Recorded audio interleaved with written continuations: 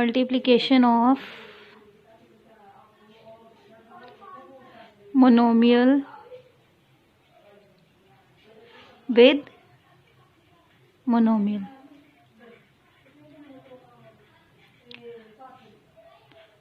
आपने इनके रूल्स के ऊपर ख़ास तौर पे फोकस करना है, क्योंकि जो रूल एक में यूज़ हो रहा है ना, वही ऑलमोस्ट अगले में यूज़ हो रहा है। हम इसके कोई एग्जांपल ले लेते हैं। अच्छा, सबसे पहले मैं आपको रूल्स बता देती हूँ मल्टीप्लिकेशन के। मल्टीप्लिकेशन के रूल्स ये हैं कि जो साइन है ना, साइंस जो हैं,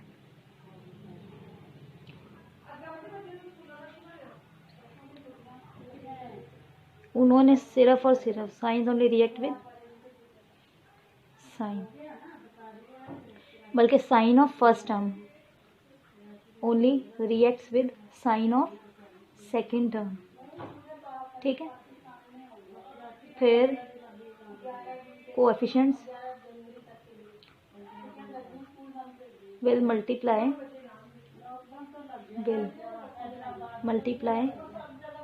only with other coefficient.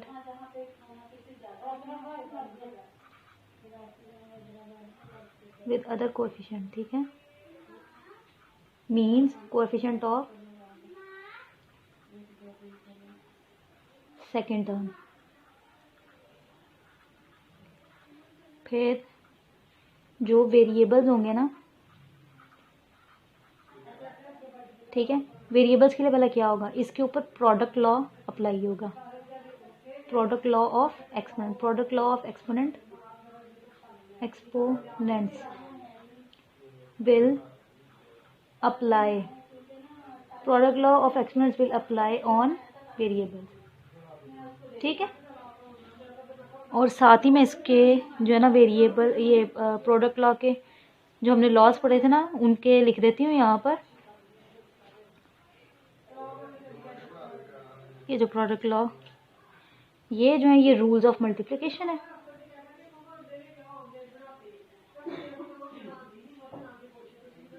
Rules of multiplication, ये रूल्स ऑफ मल्टीप्लिकेशन है। और जो प्रोडक्ट लॉ है ना, वो ये है। मैं इन दोनों के लिखने लगी हूँ जो हमने लास्ट लेक्चर में पढ़े थे। हमने क्या पढ़ा था, हमने पढ़ा था if the basis are same but exponents are different, तो क्या होती है, बेस जो है वो कॉमनली एक साइड पे आ जाती है। ठीक है, एक तरफ आ जाती हैं, और जो इनकी पावर्स हैं वो आपस में ऐड हो जाती हैं। राइट, ये हमारा फर्स्ट लॉ था।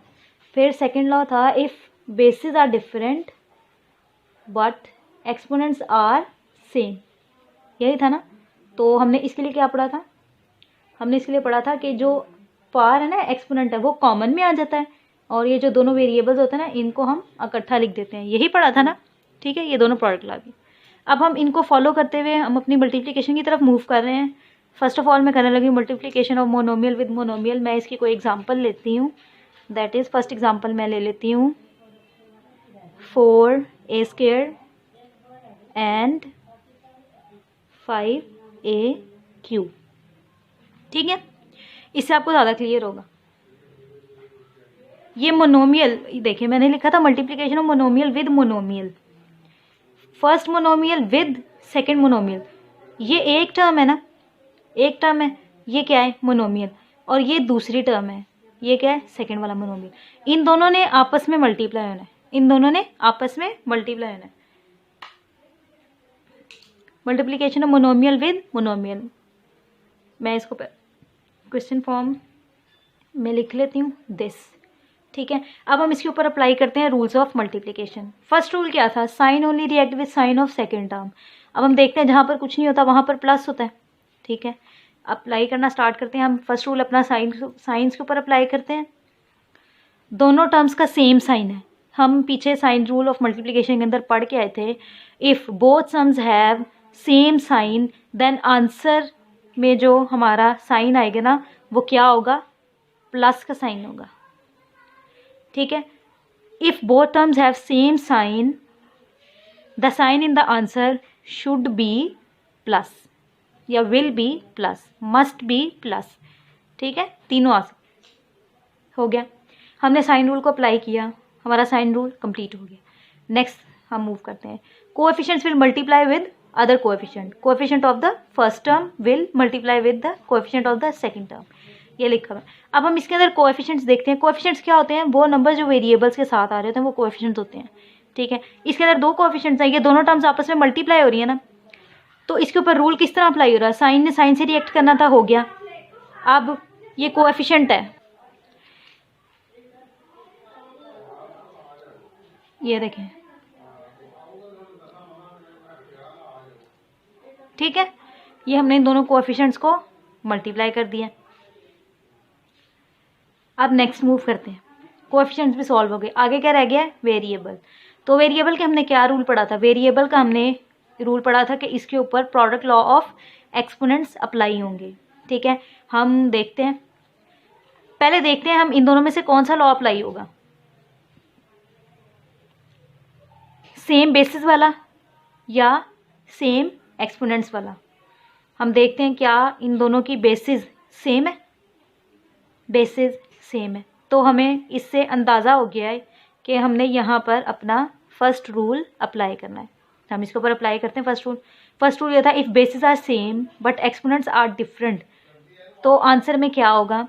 जो बेसिस हैं वो कॉमनली एक साइड पे आ जाएंगे और इनकी जो पावर्स हैं वो आपस में ऐड हो जाएंगी। हम इसके ऊपर अप्लाई करने लगे हैं, बेसिस जो है वो एक साइड पे आ जाएंगे और इसके अलावा जो पावर्स हैं वो आपस में ऐड हो जाएंगी, लाइक दिस, ठीक है। अब हम इसको सॉल्व करते हैं और ये प्लस ऐसे ही नीचे आ जाएगा। 4 को हम 5 से मल्टीप्लाई करेंगे, 4 × 5 20, और साथ में ये ए, इन दोनों की पावर्स ऐड हो जाएंगी, तो यहाँ पर 5 आ गए, ठीक है। ये इससे नेक्स्ट सॉल्व नहीं हो सकता, तो यही हमारा आंसर है, ठीक है। सेकेंड एक्सप्रेशन देखते हैं हम अपना, सेकेंड एग्जाम्पल देखते हैं हम, 5x² एंड 3y²। यहाँ पर हमने लाइक वेरिएबल्स वाला किया था, यहाँ पर हम अनलाइक वेरिएबल्स को भी डिस्कस कर लेते हैं, ठीक है। अच्छा, ये देख लेते हैं, जहाँ पर कुछ नहीं होता वहाँ पर प्लस होता था, इन दोनों टर्म्स के साथ प्लस का साइन है। अप्लाई करते हैं rules of multiplication. First rule apply करते हैं हम इसके ऊपर।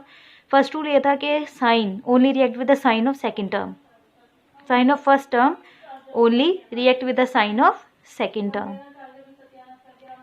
ठीक है।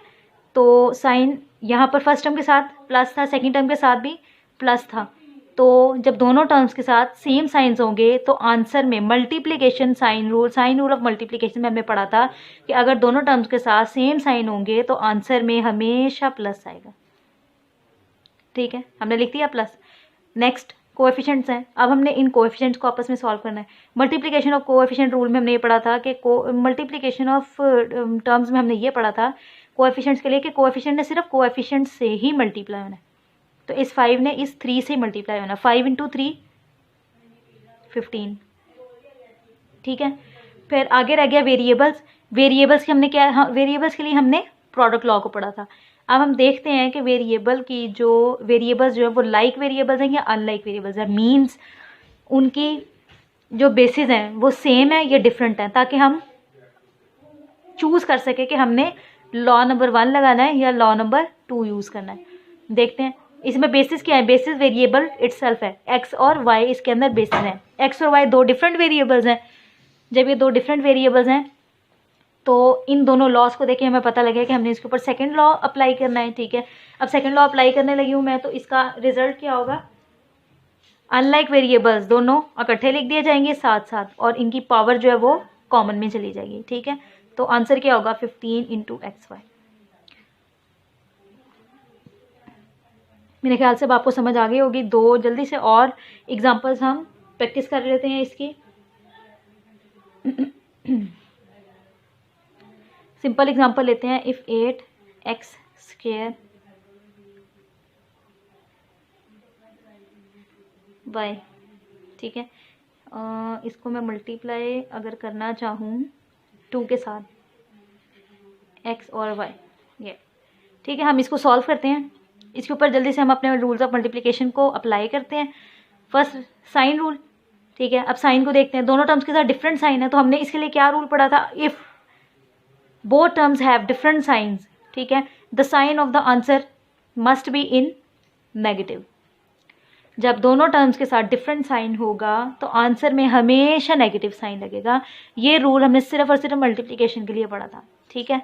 तो ये दोनों टर्म्स के साथ डिफरेंट साइन था तो मैंने आंसर में माइनस पुट कर दिया। फिर नेक्स्ट है कोएफिशिएंट, साइन के बाद कोएफिशिएंट आ रहा है ना, तो कोएफिशिएंट के लिए क्या रूल पड़ा था कि coefficient of first term should be multiply with the coefficient of the next term, तो 8 × 2 16। नेक्स्ट इसके क्या है, वेरिएबल आ रहा है, वेरिएबल के लिए हमने क्या पढ़ा था, हमने प्रोडक्ट लॉ को पढ़ा था। अब हम देखते हैं, यहाँ पर मेरे पास दो वेरिएबल्स हैं तो मैं दोनों को अलग अलग ट्रीट करूंगी।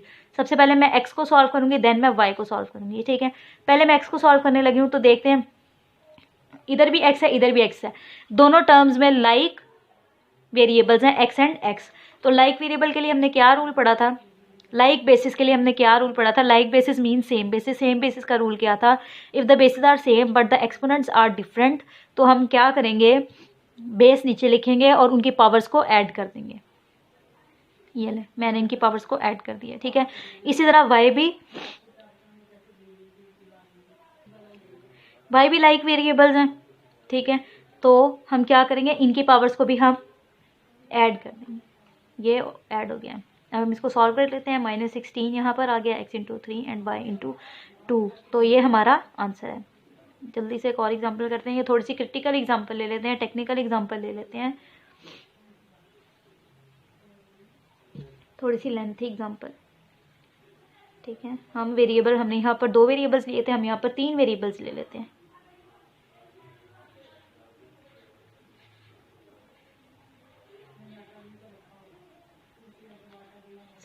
ये आ गई हमारी एग्जांपल। हम अपने एग्जांपल करते हैं, let's move towards the answer. सबसे पहले क्या था, साइंस है सबसे पहले। अब हम देखते हैं फर्स्ट टर्म के साथ क्या है, जहाँ पर कोई साइन नहीं होता वहाँ पर कौन सा साइन होता है, प्लस का, तो दोनों टर्म्स के साथ प्लस का साइन है। हमने मल्टीप्लिकेशन के लिए रूल पढ़ा था, if both the terms have same sign, ठीक है, तो उसके आंसर में भी प्लस का ही साइन आएगा, प्लस का ही साइन लगेगा, तो हमने लगा दिया प्लस का साइन। नेक्स्ट कोएफिशिएंट आ रहा है, तो कोएफिशिएंट के लिए हमने क्या पढ़ा था, दोनों कोएफिशिएंट्स आपस में मल्टीप्लाई होंगे। पहले मैं इसको क्वेश्चन फॉर्म में लिख लेती हूँ, ये लें, ये लें, ठीक है, तो ये आंसर मैंने पढ़ी। तो अब कोएफिशिएंट जो है कोएफिशिएंट से मल्टीप्लाई होगा, ठीक है, ज़रा इसको मल्टीप्लाई करें, 7 × 3 इट्स 21 हो गया। नेक्स्ट L एंड L, ये लाइक वेरिएबल्स हैं। लाइक वेरिएबल का रूल क्या था कि वेरिएबल एक दफ़ा आ जाएंगे नीचे और इनकी पावर्स आपस में ऐड हो जाएंगी, दिस। फिर M भी एक लाइक वेरिएबल है, इधर भी है इधर भी है, दोनों तरफ हैं, तो M कॉमनली नीचे आ जाएगा और इनकी जो एक्सपोनेंट्स हैं वो आपस में ऐड हो जाएंगे, ठीक है। फिर N भी लाइक वेरिएबल है, दोनों में मौजूद है, ये लें, इनकी भी पावर्स को हमने ऐड कर दिया, तो हम इसको लिख लेते हैं 21 × L power 9, M power 10 and N power 7, ये हमारा आंसर है, ठीक है। यहाँ पर हमने अपने सेकंड टॉपिक का फर्स्ट पार्ट भी कंप्लीट कर लिया है।